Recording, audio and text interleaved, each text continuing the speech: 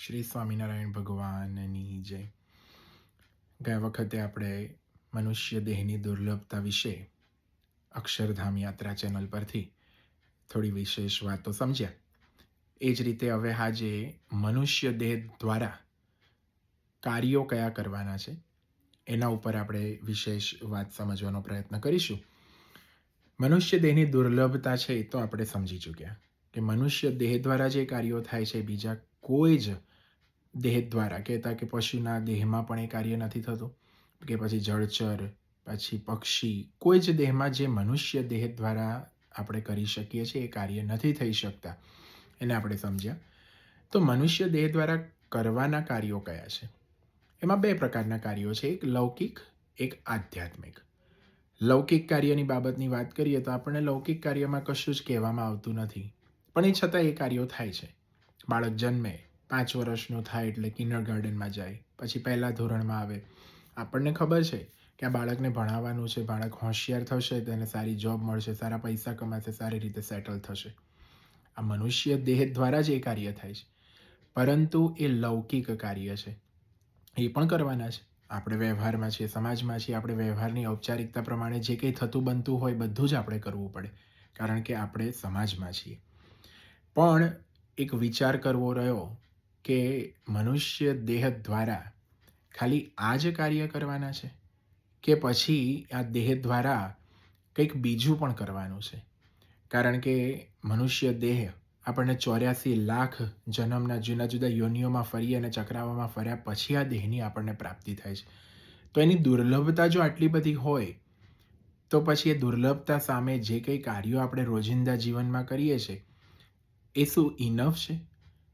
તો આ વિચાર કરીએ ત્યારે આપણને ખ્યાલ આવે કે ભાઈ લૌકિક કાર્યો તો બરાબર છે જે આપણે કરવાના છે અને કરવા જ પડે દરેક માણસે, એ આપણું કર્મ છે. પરંતુ સાથે સાથે જીવનું, આત્માનું ભાથું બાંધવું ને એ આ મનુષ્ય દેહની મોટામાં મોટી, એ શું કહેવાય કે આપણે જે કેવી રીતે વાપરી શકીએ એ આ મનુષ્ય દેહ દ્વારા થતા કાર્યોમાં જોવું પડે. કારણ કે મનુષ્ય દેહ આપણને આટલો બધો દુર્લભ હોય અને જો આપણે એ કાર્ય ન કરીએ તો પછી ફરી ક્યારે આપણને મનુષ્ય દેહની પ્રાપ્તિ થશે એ તો આપણને ખબર જ નથી. તો એવા કાર્યો કરવા કે જેથી કરીને જીવ એ ભગવાન તરફ, જીવ એ સત્સંગ તરફ ઉર્ધ્વ ગતિને પામે. અને એવા કાર્યોમાં આધ્યાત્મિકમાં શું શું આપણે કરી શકીએ એ વસ્તુને આપણે સમજવાનો આજે પ્રયત્ન કરીશું. તો ભગવાને 9 પ્રકારની ભક્તિની વાત કરી છે. 9ધા ભક્તિની વાત સનાતન હિન્દુ સંસ્કૃતિમાં આપણને બધે જ જોવા મળે છે. એમાં સૌથી સહેલામાં સહેલી કોઈ ભક્તિ હોય તો શ્રવણ ભક્તિ અને કીર્તન ભક્તિ. કારણ કે શ્રવણ એ આપણને બધાને ગમતું હોય છે, કારણ કે આપણે એમાં બોલવાનું હોતું નથી, એમાં સામે કોઈ પ્રત્યુત્તર આપવાનો હોતો નથી, એટલે શ્રવણ ભક્તિ આપણા માટે બહુ ઇઝી થઈ જાય છે. એક એ ભક્તિ છે. બીજી કીર્તન ભક્તિ. આજે આપણે કીર્તન શ્રાવણ મહિનો ચાલતો હોય, ચાતુર્માસ ચાલતો હોય તો આપણે ઠેર ઠેર મંદિરોમાં જોઈએ છીએ કે કીર્તન ભક્તિ થતી હોય છે. તો આ બે ભક્તિ એ મહત્ત્વની જ છે, પણ 9ધા ભક્તિની વાત એ સનાતન હિન્દુ સંસ્કૃતિમાં કરવામાં આવી છે. તો આ એક વસ્તુ આપણે કરી શકીએ. આ દેહ દ્વારા ભક્તિ કરતાં કરતાં ભગવાનની સમીપે પહોંચવું. ભક્તિ એ ભગવાનને સમીપે પહોંચવાનો પાથ છે, માર્ગ છે. તો એ માર્ગે ચાલીએ તો ધીમે ધીમે ધીમે કરતાં એ આપણે ભગવાનને શરણે જઈ શકીએ.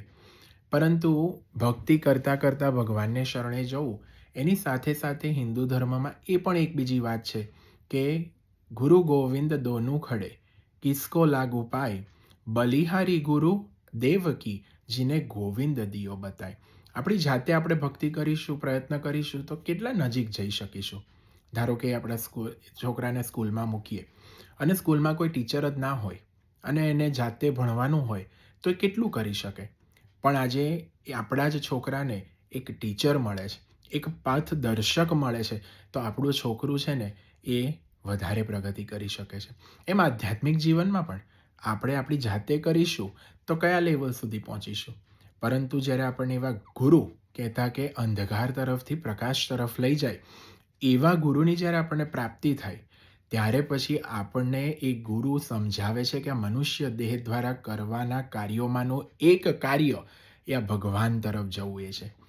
એટલું જ નહીં, ગુરુ આપણને સમજાવે છે કે આ ભગવાન તરફ જવાના માર્ગમાં તમે શું શું કરી શકો કે જેથી કરીને તમે જલ્દીથી એ ભગવાન તરફ જઈ શકો.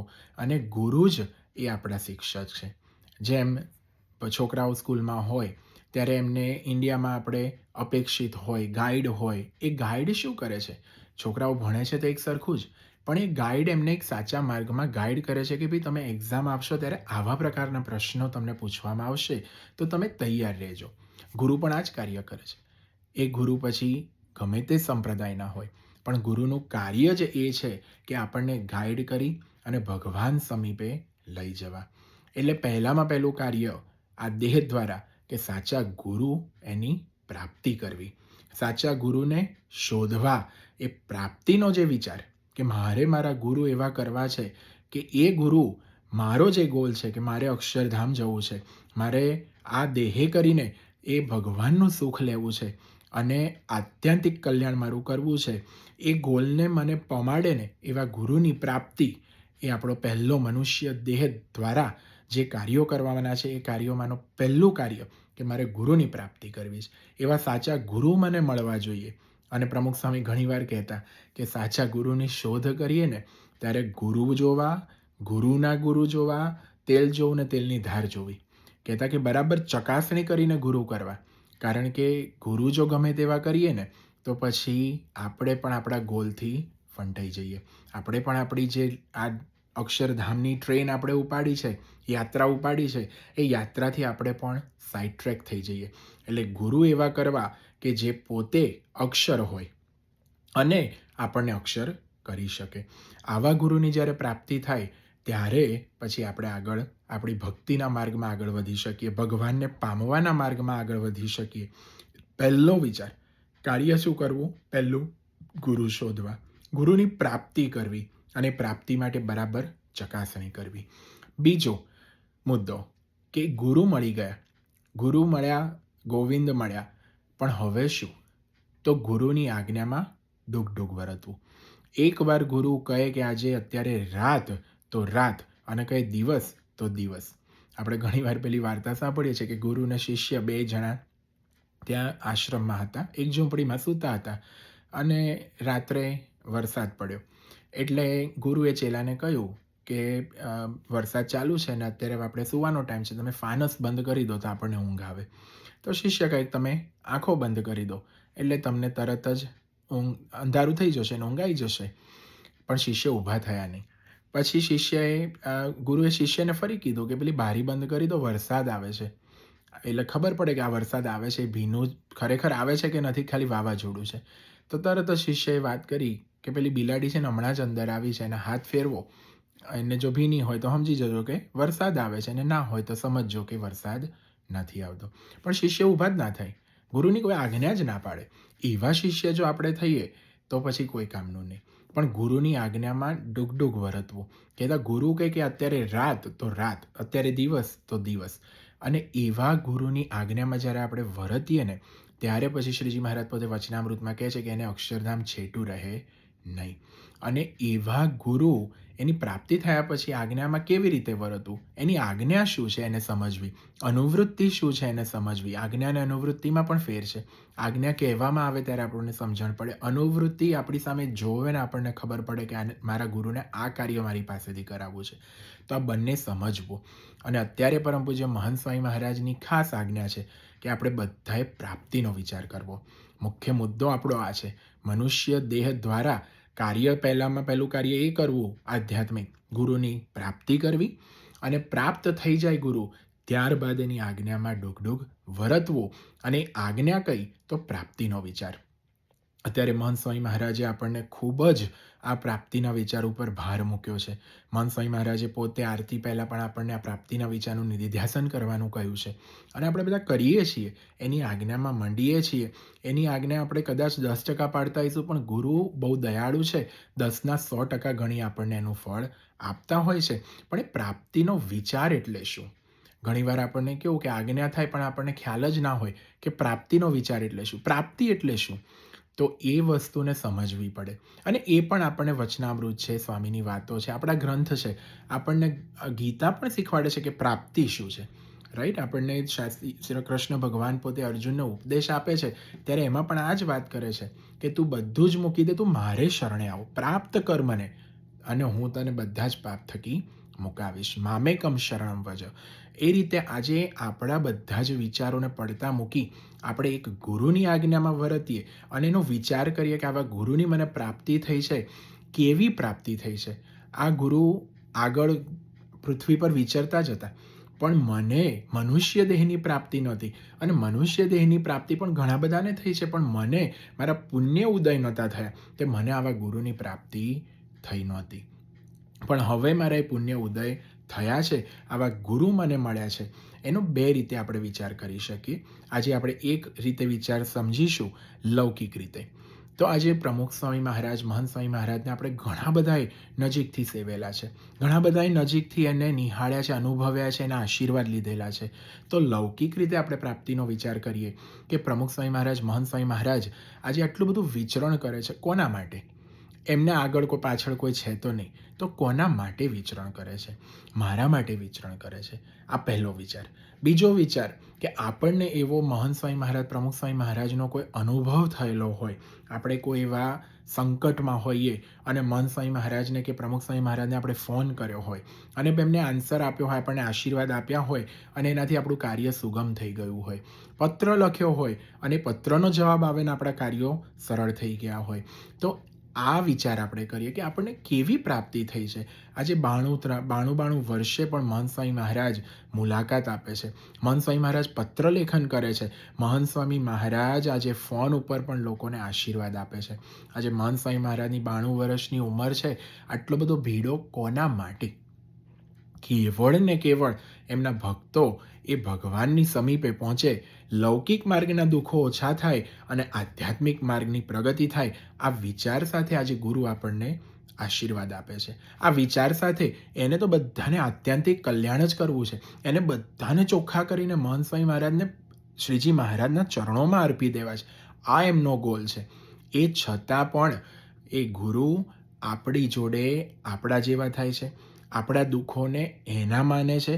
એટલું જ નહીં, એના દુઃખો માની એ દુઃખોનું નિરાકરણ થાય અને કેમ કરીને આપણે સુખી થઈએ ને એ પણ આ એક ગુરુ આપણા માટે કરે છે.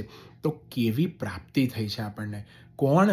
આપણે આપણો પોતાનો વિચાર કરીએ તો આપણે કોઈને નિસ્વાર્થ ભાવે હેલ્પ નથી કરી શકતા.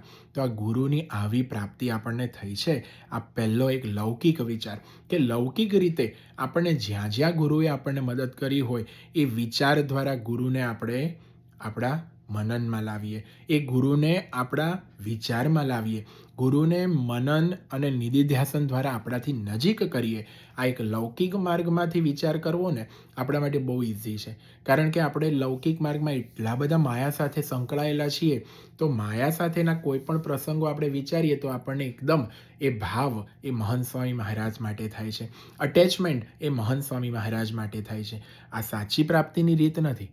પ્રાપ્તિના વિચારની સાચી રીત તો આધ્યાત્મિક રીતે મનન કરતા છતાં બ્રહ્મનો સંગ કરે તો એની સ્થિતિ બ્રહ્મ જેવી જ થાય. એ સ્થિતિએ આપણે પહોંચવાનું છે. પણ એની શરૂઆત એ કરવા માટે આપણે ક્યાંકથી તો શરૂઆત કરવી પડશે ને. અને એટલા માટે આપણે આ વિચારને અત્યારે પુષ્ટિ આપીએ છીએ કે ભાઈ લૌકિક માર્ગમાં આપણને મહંત સ્વામી મહારાજ, પ્રમુખ સ્વામી મહારાજની પ્રાપ્તિ એમાં આપણને કેવો કેફ રહે છે. એ આપણને એકવાર આપણને ઘણીવાર કેવું થાય કે હરિભક્તોને આપણે વાત કરતા હોઈએ, હરિભક્તો કે આ પ્રશ્ન છે મને, પણ મેં બાપાને લેટર લખ્યો, હજી તો લેટર જ લખ્યો છે એણે, એનો જવાબ પણ આવ્યો નથી, બાપા સુધી પહોંચ્યો પણ નહીં હોય, કારણ કે રાત દિવસનો ડિફરન્સ હોય ઇન્ડિયા અને અમેરિકામાં. તો ઘણીવાર આપણને હરિભક્તો કે બાપાને મેં પત્ર લખ્યો ને, મારી 50% શાંતિ મને થઈ ગઈ. હવે આ વિચાર આ પ્રાપ્તિનો વિચાર છે. આપણને એવી કેવી પ્રાપ્તિ થઈ છે કે જેનાથી આપણા મનના વિચારો ફરે છે, આપણને શાંતિનો અનુભવ થાય છે, આપણને પોઝિટિવ વાતાવરણ મળે છે અને પોઝિટિવનેસનો અનુભવથી આપણું જીવન એ જે ડિપ્રેશન તરફ કે પછી અર્ધગામી થવાનું હોય ઉર્ધ્વગામી બને છે. આવા ગુરુની પ્રાપ્તિ આપણને થઈ છે. આગળ પણ આપણે આધ્યાત્મિક રીતે આ ગુરુને કેવી રીતે સેવવા, એ ગુરુને કેવી રીતે પ્રાપ્તિ થયા પછી એને પ્રતીતિમાં કેવી રીતે અનુવર્તિત કરવી એ પણ આપણે સમજીશું. પણ આજે આટલો વિચાર સાથે આપણે અહીંયા વિરમીએ કે આપણને ગુરુની પહેલામાં પહેલું તો મનુષ્ય દેહે એને કરીને કરવાના કાર્યોમાં પહેલાં ગુરુ શોધવા, ગુરુને શોધવા માટે ગુરુ જોવા, ગુરુના ગુરુ જોવા, તેલ જોવું, તેલની ધાર જોવી, પ્રમુખ સ્વામી મહારાજ જે રીતે કહેતા એ પ્રમાણે. બીજું, ગુરુ મળ્યા પછી આજ્ઞામાં વર્તવું. એ પછી દિન કહે તો દિન ને રાત કહે તો રાત. અને એ આજ્ઞા અત્યારે મહંત સ્વામી મહારાજની પ્રાપ્તિનો વિચાર. તો એ પ્રાપ્તિનો વિચાર એની શરૂઆત ક્યાંથી કરવી? તો આપણે લૌકિક માર્ગમાં છીએ તો લૌકિક માર્ગના મહંત સ્વામી મહારાજ, પ્રમુખ સ્વામી મહારાજના બનેલા, આપણી સાથે બનેલા પ્રસંગો, એના વિચાર સાથે બંને ગુરુઓને આપણાથી નજીક કરીએ, આપણા વિચાર મનન મનમાં લાવીએ અને એને સેવીએ અને ધીમે ધીમે કરતાં આધ્યાત્મિક વિચારો તરફ, પ્રાપ્તિ તરફ આપણે આગળ વધીએ. એ જ પ્રાર્થના. શ્રી સ્વામિનારાયણ ભગવાનની જય.